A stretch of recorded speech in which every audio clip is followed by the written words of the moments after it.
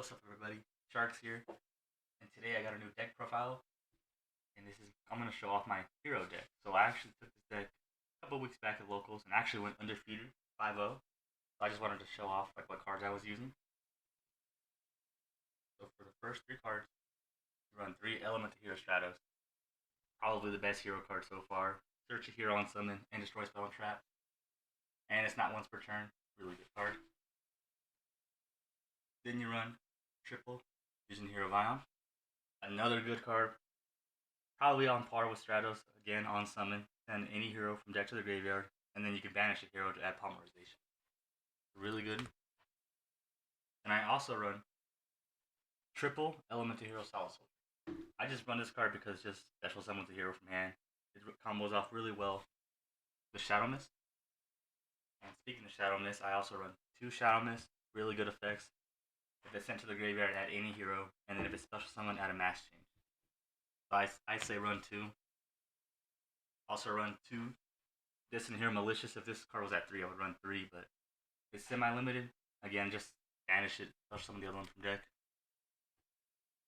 Then double Honest Neos. Honest Neos is really just here for the attribute because it's a light hero and you can fuse it into Sunrise much easier. A lot of these Destiny Vision heroes are dark. And the attack boost is really nice too. I also run one Destiny Hero Disc Commander. I mainly run this card just for another Destiny hero name for my Fusion Destiny targets. And it has a really good special summon effect if it's revived from the graveyard. Draw 2 cards. So why not? Then I run my one Evil Hero Adjusted Gold. Adjusted Gold is really good. I like the Malicious Bane package. You can discard this card, add Dark Calling, and then fuse from the graveyard with this and another hero to summon Malicious Bane. And then I also run triple Firefront Lady. Firefront Lady is really good because if you control a warrior, you can just special summon this card for free. And then if it's on the field, you can tribute it and special summon another warrior from hand.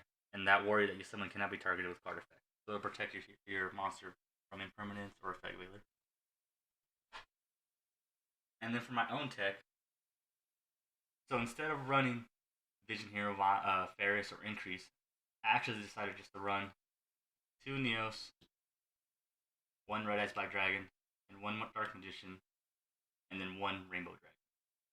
So the reason I chose these cards over Faris or Increase is because, again, Neos is mainly just here just for light hero monsters to fuse with Sunrise. But you can also fuse it with Rainbow Dragon and summon Rainbow Neos. And I'll explain what Rainbow Neos does later on in the extra deck. And then, if you can't tell already, these two are just summon Dragoon. Because Hero's main problem that I've noticed is they set up no negates. So they always lose in the Nibiru. But if you have Dragoon on the field, then that's just like the best negate in the game. And if you run Faris or Increase, you're locked into heroes for the rest of the turn. So that's why I decided not to run them. And then for the spells, I run 3 emergency calls. Again, just add 1 elemental hero from your deck to your hand, non once per turn. So this can really just fix your hand. Run 3 of it if you have it. Another search card of Reinforcement of the Army. Again, just search the level 4 or lower warrior. Really good support. Then, for my fusion cards, I run 3 polymerizations, 2 mass change, 1 Neos fusion, 1 miracle fusion, 1 fusion destiny, 1 dark calling, and 1 red ice fusion. So there's a lot of fusion cards in this deck, but since we're not locked into heroes, we can summon Predator Plant Verde Anaconda and activate any of these from the deck. Polymerization is searchable, Mass Chain is searchable, and Miracle Fusion is searchable, and Dark Calling is also searchable. So these are the only 3 that are not searchable. But again, you can use Verde Anaconda and just activate one from the deck. So those are the fusion cards.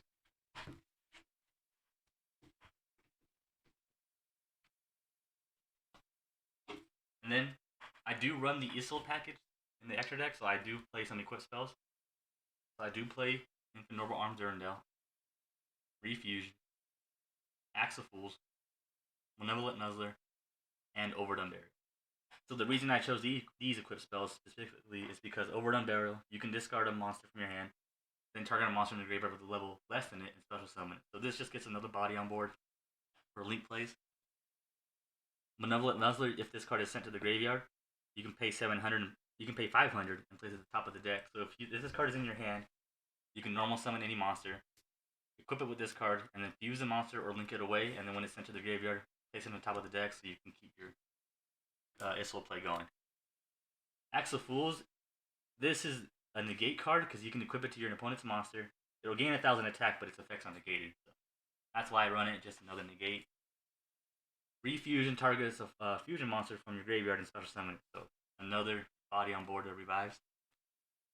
And then during though, you can equip it to a monster, send it to the graveyard, and search Firefront Lady from deck to hand. So this is actually a search card for Firefront Lady. And then for the 1-of cards, I run 1 Hero Lives. Pay half your life, special summon a level 4 lower elemental hero. Usually you're going to summon Stratos and then get your plays going from that. 1 Monster Reborn because why not? Just another extended card. 1 Call by the Grave. Call by the Grave is basically a staple in every deck at this point. 1 Raigeki, just to bait out negates and blow up the board if you're going second. 1 Harpies, because there's not that much spell and trap removal in this deck besides Stratos, so I just recommend running Harpies. And then for the best card in the deck, Foolish Burial. So Foolish Burial is pretty simple, just send a monster from deck to graveyard. But I'll also show a combo video that just showing off this 1 card and what this 1 card can end up with your board with.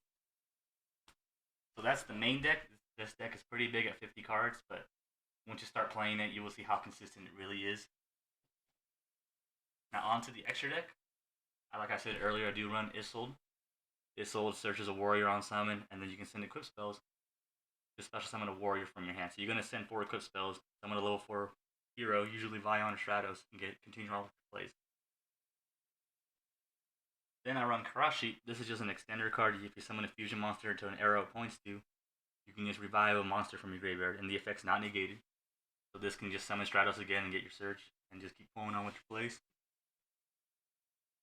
Then I also run Pediplant Verde Anaconda. Really broken Link 2. Just activate any fusion card from the deck. Pay 2,000 life points, but you need to run this card in Heroes. And that's why I don't run Bears or Increase, because I wouldn't be able to summon any of these Link monsters if I played those cards. And for the last Link monster, this can be anything, but for me, I decided to go with Appaloosa, Bow of the Goddess.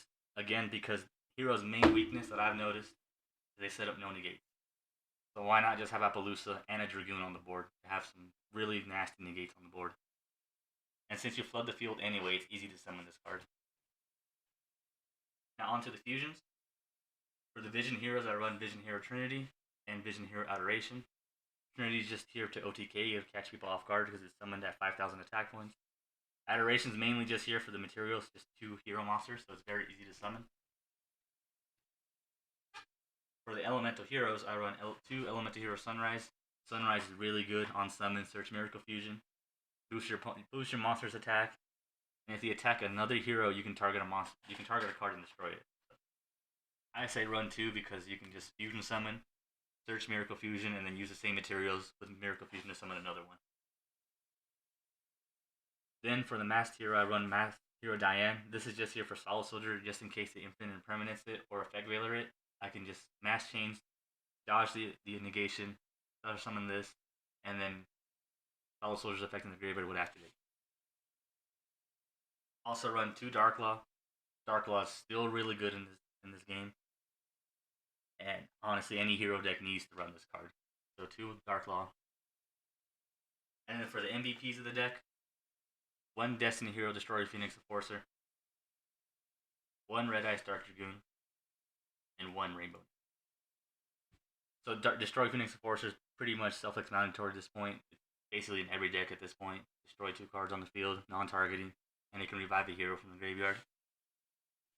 Red Eyes Dark Dragoon. I don't know why people stop playing this card. This card is still really good. In my opinion, it's better than Destroy Phoenix Enforcer. Negates, gains attack points, cannot be targeted, cannot be destroyed, and does burn. So it does everything you need. So this is a really good card. And then for my own personal tech is Rainbow Neos.